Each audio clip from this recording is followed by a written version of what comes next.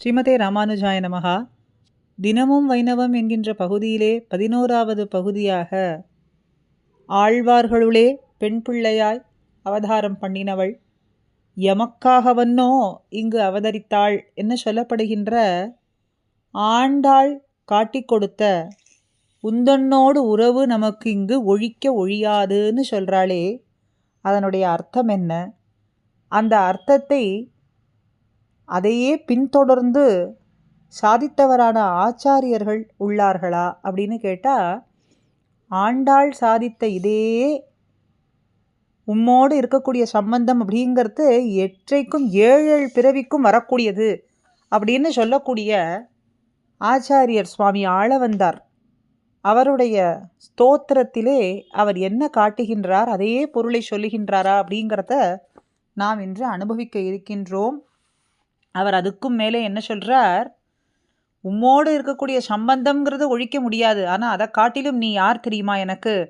பிதாத்வம், மாதாத்வம், தைததனயஸ்துவம், பிரிய சுகிருத்து, துவமேவத்வம், மித்ரம் துவம், குருரசித்வம், எல்லாம் நீதாங்கிறார்.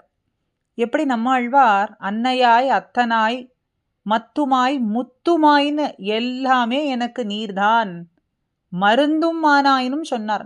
நோய் தீர்க்கும் மருந்துமானாய், அன்னையானாய், பிதாவானாய், ஹிதத்தை செய்யக்கூடியதான பிதா, ஹிதத்தையே நமக்கு கொடுக்கக்கூடியவளான தாய், இப்படி எல்லாம் ஆனவள்னு காட்டுறாரே. அதுபோலே ஜெகதாம், இந்த லோகத்துக்கே நீர் தகப்பன் பிதா. மாதா, பெத்த தாயும் நீர்தான். தைத்த தனயகத்துவம், அன்பான மகனும் நீயே, பெற்றோர்களுக்கெல்லாம் அன்பான மகனாய் இருக்கக்கூடியவன். பிரிய சுகுருத்துவம் ஏவ, பிரிய சுகுருத்தமானவன், பிரியமானவன், நண்பன், பிரியமான உயிர் தோழன் நீ. மித்ரம், சர்வ ரகசியங்களும் சொல்லிக்கொள்வதற்கு பாங்கான மித்ரன். நம்ம இப்போ ஒருத்தரிடத்துல ரகசியத்தை சொல்ல வேண்டும் அப்படின்னா நம்பிக்கையாய் உற்றதாய் இருக்கக்கூடிய மித்ரன் யாருன்னு கேட்டால் அவன் எம்பெருமான் நீயே தான். மித்ரம் துவம். குரு, ஆச்சாரியனும் நீயே.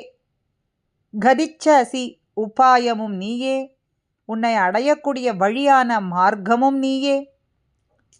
சரி, எல்லாம் நீயானா அப்போ நான் யார் அப்படின்னா உமக்கு அடியேன். அகம் அடியேன். அடியேன் என்றால் அடியேனோ அப்படின்னா துவதீயகா, உன்னுடையவன், உன்னுடைய சொத்து நான், உன்னாலேயே பறிக்க தகுந்தவன். தவ பரிஜனகா, உனக்கு தொண்டன், உன்னையே கதியாக கொண்டவன் நான். துவத்கதி பிரபன்னச்ச ஏவம் சதி, பிரபன்னனா இருக்கக்கூடியவன் ஆன பின்பு அடியேனான நான் உன்னால் ரட்சிக்கப்படக்கூடியவனாய் இருக்கேன். நீ சர்வத்துக்கும் சர்வலோகத்துக்கும் பிதா, மாதா, பந்து, சகா, ஆச்சாரியன், சர்வமுமாக இருக்க நான் உனக்கு எப்படி இருக்கேன்னா தொண்டனாக இருக்கேன், அடியேனாக இருக்கேன், கதியற்றவனாக இருக்கேன், உன்னையே கதியாக கொண்டவனாக இருக்கேன், பிரபன்னனாக இருக்கேன். ஆன பின்பு உன்னாலே ரட்சிக்கப்படக்கூடியவனமாக இருக்கேன் அப்படின்னு சுவாமி ஆளவந்தார் சொல்கிறார். இதுக்கு ரசமாக ஒரு எம்பெருமான் கேள்வி கேட்கிறான். நீர் இதெல்லாம் சொல்கிறீரே, இதெல்லாம் அஹிருதயமாக சொல்கிறீர், ஏதோ நெஞ்சோடு சேர்த்து சொல்கிறது போல தெரியலை, அஹிருதயமாக சொல்கிறீர். ஆனால் அந்த சொல்ல கேட்டு நான் சஹிருதயமாக காரியம் செய்ய வேண்டுமா? செய்ய வேண்டும் நிர்பந்தம் பண்ணுறீரே, அது எதற்கு இந்த நிர்பந்தம் அப்படின்னு எம்பெருமான் திருவுள்ளமாக கேட்க அதுக்கு பதில் சொல்கிறார். உம்மோடு எமக்கு இருக்கக்கூடிய உறவுன்னு இருக்கே, அது ஒழிக்க ஒழியாத உறவு முறை.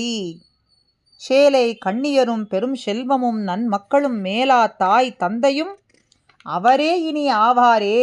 தாயாய் தந்தையாய் மக்களாய் மத்துமாய் முத்துமாய் நீயாய் நீ என்னவாறு அப்படின்னு சொல்கிறாரே. எல்லாம் நீயே, எல்லாம் நீ. உம்மோடு ஒழிக்க ஒழியாத சம்பந்தம் இருக்கே, அதனாலே நீ சகிருதயமாக காரியம் செய்யத்தான் வேண்டும். என்னை ரட்சிக்க வேண்டிய நிர்பந்தம் உனக்கு உண்டு. ஏன்னா உன்னால ரட்சிக்கப்படக்கூடியவன் நான்.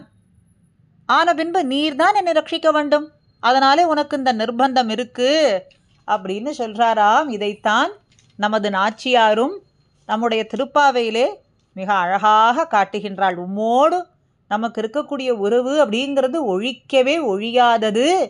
7 பிறவிக்கும் நீரும் வர வேண்டும், அவதாரம் பண்ண வேண்டும், நானும் பிறக்க வேண்டும், எம்மை நீயே ரட்சிக்க வேண்டும், உமக்கு நீ உவந்திருக்கும்படியான இன்னு உவந்து இத்தனையும் அமுது செய்திடப் பெறில்னு காட்டுறாள்.